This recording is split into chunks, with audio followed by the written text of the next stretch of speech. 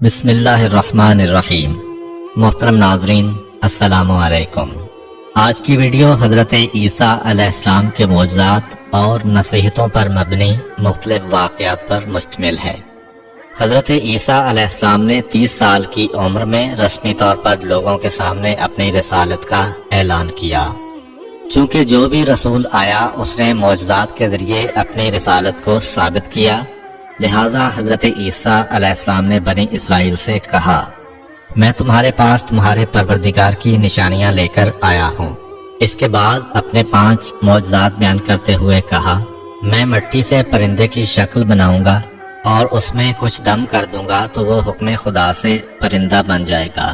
میں پیدائشی اندھے کو بینائی دوں گا۔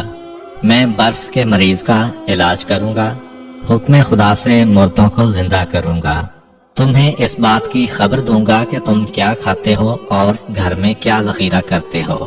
یقیناً ان سب میں تمہارے لیے نشانیاں ہیں اگر تم صاحب ایمان ہو۔ اللہ میرا اور تمہارا دونوں کا رب ہے، لہذا اس کی عبادت کرو کہ یہی صراط مستقیم ہے۔ کچھ لوگ حضرت عیسیٰ علیہ السلام پر ایمان لے آئے اور کچھ لوگوں نے ان کا انکار کیا اور ان کے معجزات کو سحر و جادو سے تعبیر کیا۔ لیکن حضرت عیسیٰ علیہ السلام مسلسل لوگوں کو دعوت توحید دیتے رہے اور انہیں پند و نصیحت کے ذریعے راہ حق کی طرف ہدایت کرتے رہے۔ ایک دن وہ اپنے 12 خاص دوستوں جن کو حواری کہا جاتا تھا کہ ہمراہ سرزمین اردن سے بیت المقدس کی جانب روانہ ہوئے۔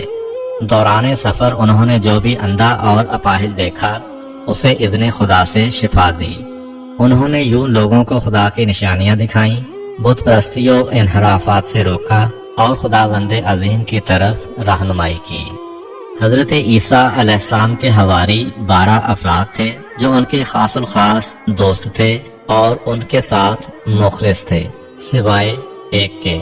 ان حواریوں کے نام یہ تھے: پطرس، اندریاس، یعقوب، یوحنا، فیلوپس، برتلولما، توما، متی، یعقوب بن حلفہ، شمعون، یہودا جو کہ یعقوب کے بھائی تھے، اور یہودا اسخریوتی۔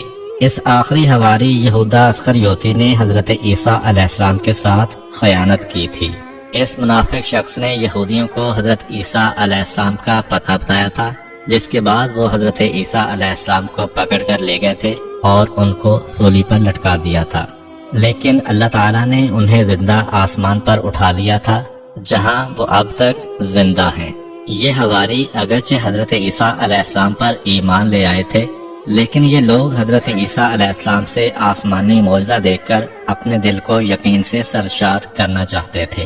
لہٰذا ایک دفعہ انہوں نے حضرت عیسیٰ علیہ السلام کی خدمت میں عرض کیا، کیا آپ کا پروردگار ہمارے لیے آسمانی دسترخوان مہیا کر سکتا ہے؟ ان کے اس مطالبے نے جو شک و شبہ کی بو دے رہا تھا حضرت عیسیٰ علیہ السلام کو پریشان کر دیا۔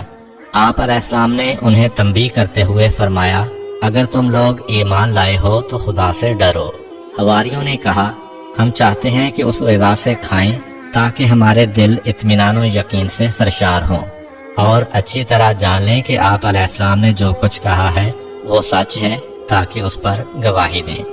جب حضرت عیسیٰ علیہ السلام ان کے حسن نیت سے آگاہ ہو گئے تو خدا کی بارگاہ میں عرض کیا، خدایا ہمارے لیے آسمانی دسترخوان نازل فرما کہ ہمارے اول و آخر کے لیے عید ہو جائے اور آپ کی طرف سے ایک نشانی شمار ہو۔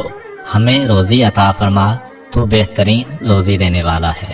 خداوند متعال نے حضرت عیسیٰ علیہ السلام پر وحی نازل فرمائی، میں آپ کے لیے ایسا ہی دسترخوان بھیجتا ہوں، لیکن یہ بات یاد رکھ لیں کہ دسترخوان نازل ہونے کے بعد آپ کی ذمہ داری بڑھ جائے گی۔ اس کے بعد تم میں سے جو بھی انکار کرے گا اس پر ایسا عذاب نازل کروں گا کہ عالمین میں سے کسی پر نہیں کیا ہوگا۔ دسترخوان نازل ہوا، اس کے اندر کچھ روٹیاں اور مچھلیاں تھیں۔ چونکہ وہ بروز اتوار نازل ہوا لہٰذا انہوں نے اس روز کو روز عید قرار دیا۔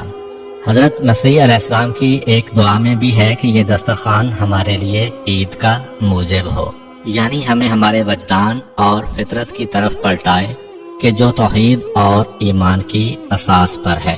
روایت ہے کہ متعدد بار دسترخوان نازل ہونے کے بعد اللہ تعالیٰ نے حضرت عیسیٰ علیہ السلام پر وحی نازل کی کہ آسمانی دسترخوان فقراء کے لیے بچھائیں، نہ کہ عمرا کے لیے۔